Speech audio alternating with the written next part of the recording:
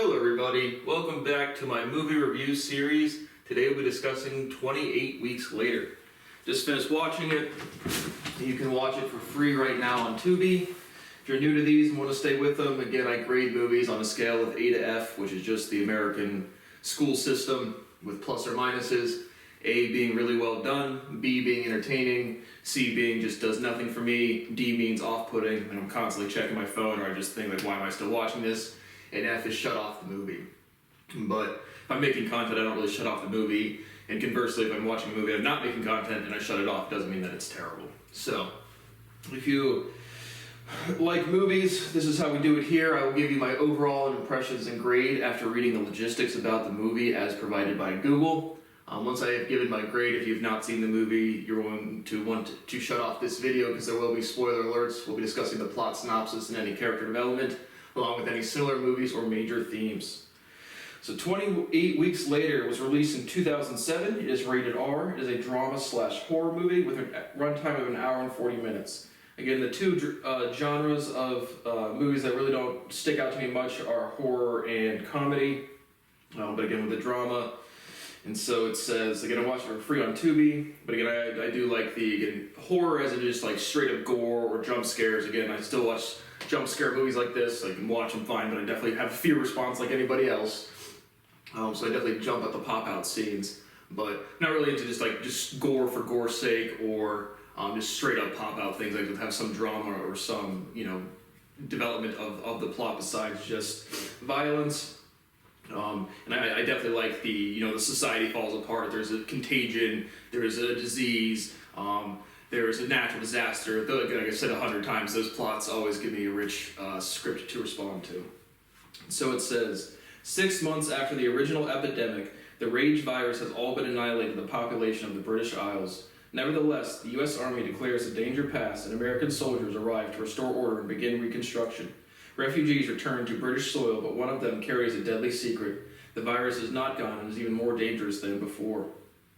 And so, 75% liked it on Just Watch, 72% liked it on Rotten Tomatoes, 6.9 out of 10 on IMDb, nice, and 72% liked it on Google.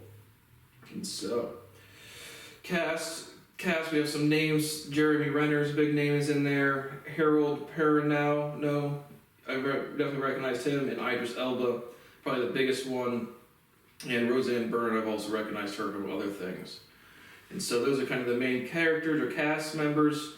The setting is, again, probably modern day to London in 2007, or I guess England in 2007. So what did I think about it? And overall, I thought the story developed pretty well. I was hoping for something novel. I think I had a slightly different overview before I watched it, so I was hoping again, a lot of these, I Am Legend, World War Z, and I haven't watched The Walking Dead, which is a TV show, which is all of these, the zombie movies where it's like the zombies are all kind of like the same characteristics. And so I was hoping this one might have something a little different towards the end of just 28 days or weeks later. And so maybe have some sort of nuance as opposed to just zombies. Pretty much just kind of say the zombie movie. But I did think the plot moved along well. This one was kind of, again, a little more gory than the other one. This is rated R. So then I think World War Z, I think, was PG-13, I Am Legend. But this one does have some gore in it. But overall, hour and 40-minute runtime kept me intrigued the entire time. I was hoping for a little bit more nuance. I thought the cinematography was done well. I thought the characters were strong. No really off-putting characters. But there was a lot of low-light scenes. And again, I don't like to watch my movies in military-grade lockdown. And so it's kind of hard to see on a lot of these movies with low-light scenes all the time. So there's a couple of cinematography aspects towards the end of the movie, which I thought could have been done better just by not being super low light, as well as modifying the plot a little bit.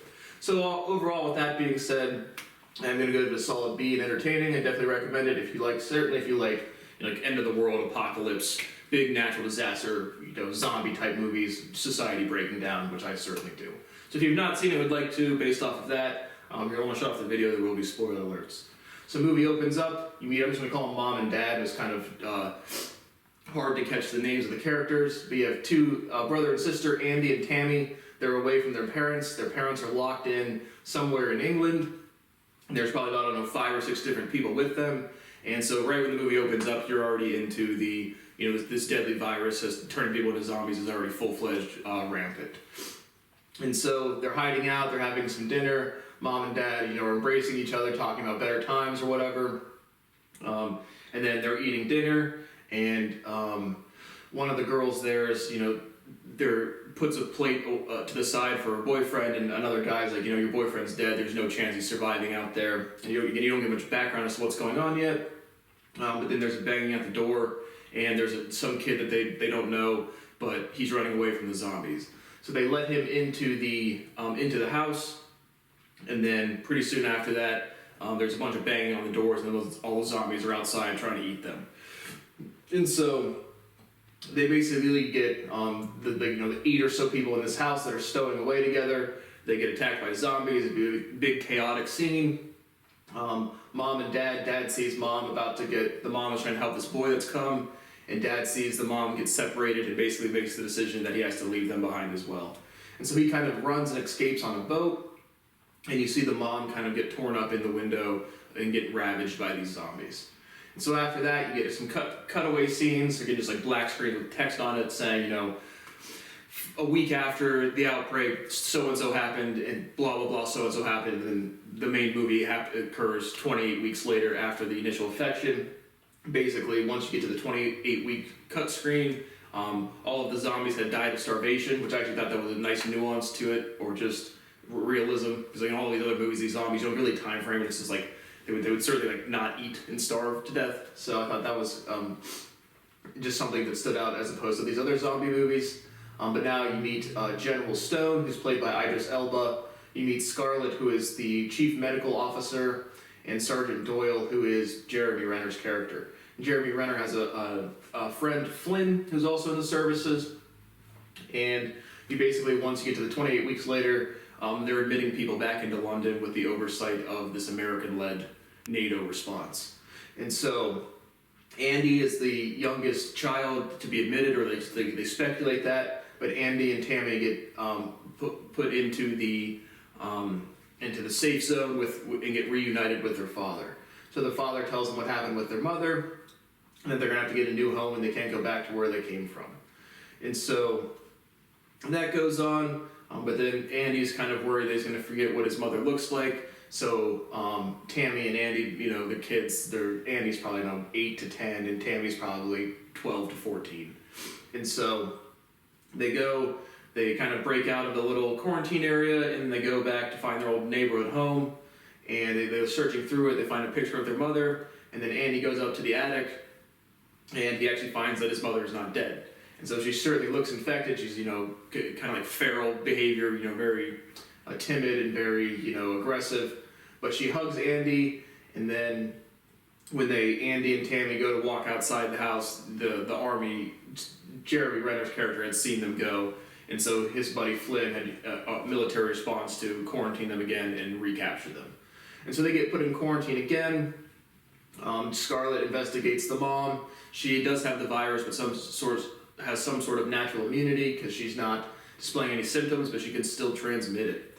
And so the dad goes in there to kind of just talk to her. He kisses her, and then he immediately gets infected. And so he now basically hops on and chews the mom's neck a little bit and definitely kills her in this scene, as opposed to when he thought that they died in the very beginning. But now the dad is infected, and moreover to the bigger plot, you know that it's going to start leak out again into the bigger populace. And so I think Andy sees his dad turn to that. Andy and Tammy decide to stay together, but now basically it's just another, some chaotic cut scenes and just different action scenes, sequences of people getting infected, and the Sergeant Doyle or General Stone is basically the first step is to try to contain it or quarantine it. The second one is, get away the safe people, and then the third, if it gets out of control, is just to exterminate everybody. And so they start running and start leaving, and the chaos ensues. And so Andy and Tammy, they're running on the street level. Sergeant Doyle and Flynn and a couple other guys are snipers on the roof. And once it gets out of control, General Stone is light them up, shoot everybody. So another action sequence, and then basically Sergeant Doyle has the moral compulsion to not shoot Andy as he sees him in his scopes. Scarlett understands that Andy and Tammy might have the ability to develop a vaccine from their blood if they've gotten the right genetics from their mother, and so Scarlett is going to try to protect Andy and Tammy at all costs. And so Sergeant Doyle goes down there. They see Scarlett, Andy, Tammy, and a bunch of other people hiding in like this warehouse. And Doyle gets the information from Flynn that the entire area, District 1, is going to be firebombed in like 5 minutes. And so they have to hurry up and run. A sniper starts shooting at him. Andy draws an outrun in a zigzag pattern, and Sergeant Doyle shoots him. And so now another kind of just action sequence. They run through a couple buildings. They go through. Basically, Flynn is going to pick them up at the extraction point at some like fairgrounds or something. So they run through some tunnels. They go through some buildings, and then they're kind of waiting for Flynn to pick them up in this kind of like English countryside kind of park, circus, fairgrounds type of area. And so that's when Doyle and Scarlett talk about Tammy and Andy's lives being more valuable than either of theirs. Tammy and Andy agree to stay together, and Tammy's like, I think Mom is definitely dead this time. And Andy had seen his dad turn, and like it has a couple like scenes where he makes eye contact with him, but doesn't like say anything to the other people. But regardless, Flynn shows up in the helicopter, and he is not ready to take on. There's like 5 or 6 people, and so Flynn is like to Doyle's like get rid of these people. It's just you. And Doyle's like we can't do that. It's another action sequence. A bunch of these zombies show up and start storming the helicopter. Kind of a gory, funny scene almost, but like Flynn like tilts the helicopter blades down and just like mows them all up, and body parts are flying everywhere. And so he chops up a bunch of the zombies, and I believe he does escape. I'm not sure if Flynn escapes or not, but it's not a big meaningful thing. And so from there, Flynn, I think he just leaves. He's like, I'm not going to stay and try to pick all these people up. So again, Doyle, Andy, Tammy, Scarlett, they all they start mobilizing to try to get to another safe area. So they go through some more other things. I'm going to miss some scenes. Doesn't really matter. But regardless, they get to a place where they find a car, and now that these streets have been firebombed, now there's these extraction teams going through, or extermination teams going through with this like gas hazmat suit on, as well as these big flamethrowers to burn anything that looks infected. And so they find a car, the car's not starting, and Doyle basically sacrifices himself. He's going to the stick shift car, which I don't know how to drive stick shift, but he has to get the clutch going or something. And so he gets out of the car and starts pushing from the back to help these people get there as these extermination teams approach. So Sergeant Doyle gets burned up, he gets killed in that scene.